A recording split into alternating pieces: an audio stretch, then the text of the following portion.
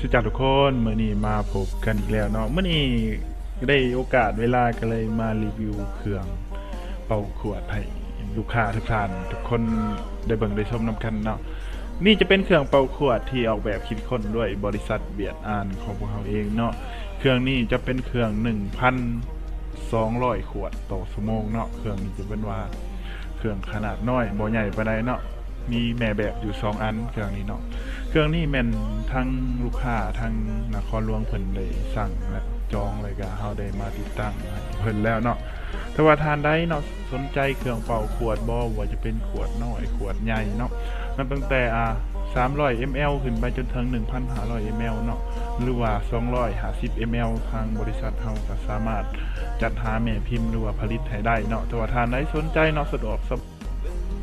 สบายเนาะอยากเข้ามาเบิ่งเครื่องอยู่ห้องการก็ได้เนาะห้องการเข้าไปตั้งอยู่บ้านห้องสุภาพเมืองไซเสถานครหลวงเวียงจันทน์เนาะหรือว่าท่านได้อยากโทรก็เบอร์โทรเขาจะแปะไว้ที่เทิงหน้าจอเนาะสามารถติดต่อสอบถามได้เลย